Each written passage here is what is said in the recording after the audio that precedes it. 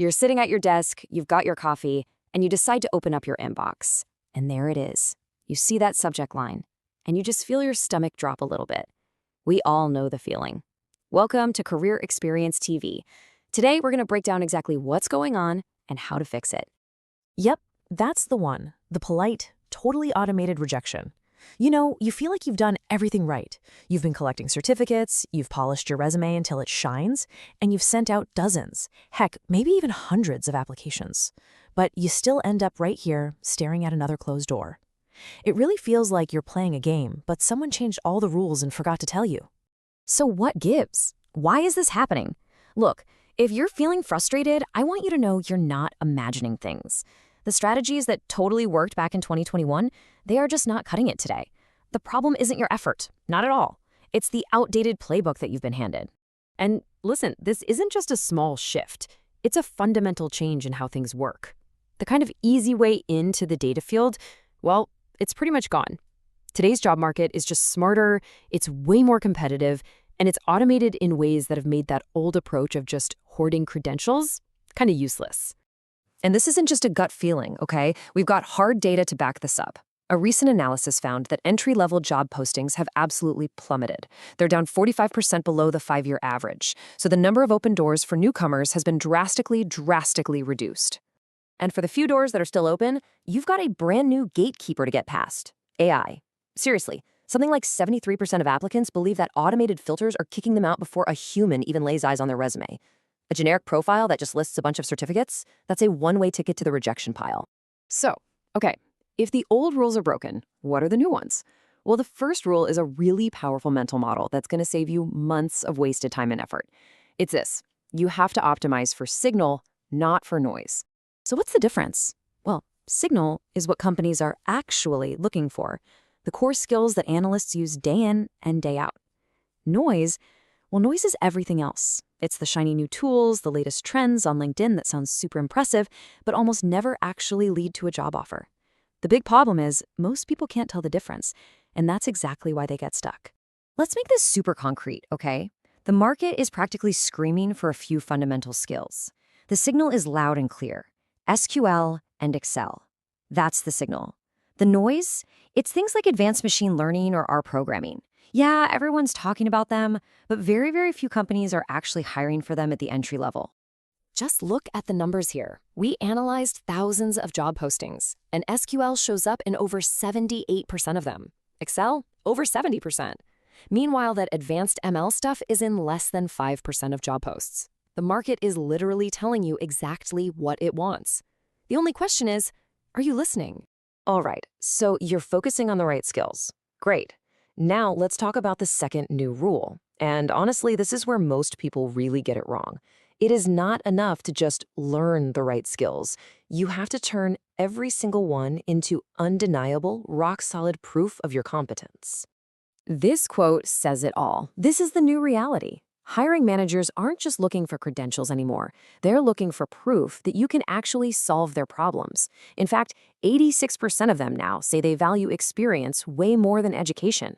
A certificate isn't proof. A degree isn't enough proof. But a project that solves a real business problem, now that is proof. So what does this proof actually look like? Well, it's built on 3 pillars. For every single skill you learn, you need to be able to show the tangible project you built with it, tell the compelling story behind that project, and clearly articulate the measurable result or insight it created. What this means is you have to stop just completing courses and start creating actual stuff, real deliverables. Analyze a messy, real-world data set with SQL and document your entire process. Build a Tableau dashboard that answers a specific business question. And then present your insights in a professional consulting-style slide deck. You could even use a framework like the pyramid principle. These things, these artifacts, they are your proof. And now for our final rule. This is the one that really separates the people who get hired from those who just stay stuck. You can have the best skills in the world, the most impressive portfolio of proof, but if nobody knows you exist, it doesn't matter. You have to think beyond the technical roadmap. So while your technical skills make you job ready, these 3 keys, these are what actually get you hired: visibility, credibility, and positioning. This is how you build a personal brand that lets you tap into the hidden job market, where up to 80% of opportunities are actually found through networking and referrals, not on some public job board. Visibility is simple. It means people can find you and instantly get what you're all about. So go ahead and claim the title you want. Your LinkedIn headline should say data analyst, not aspiring data analyst. Use your banner to shout about the value you bring. And this is crucial. Have a one-click link that goes straight to your portfolio of proof. Don't make recruiters dig for it. And positioning, oh man, this is a total game changer because it's how you stand out from the crowd. That old job you had as a teacher or a healthcare worker or in logistics, that is not a weakness. It's your unique advantage. Frame it that way. You're not just any analyst. You're the analyst who deeply understands education data or patient outcomes or supply chain optimization. That's your edge. Okay, let's pull all of this together now. We've talked about why the old rules are totally broken, so let's get this new playbook organized into a clear, strategic action plan that you can literally start using today. Here it is. This is the modern playbook. Number 1, focus relentlessly on high-signal skills.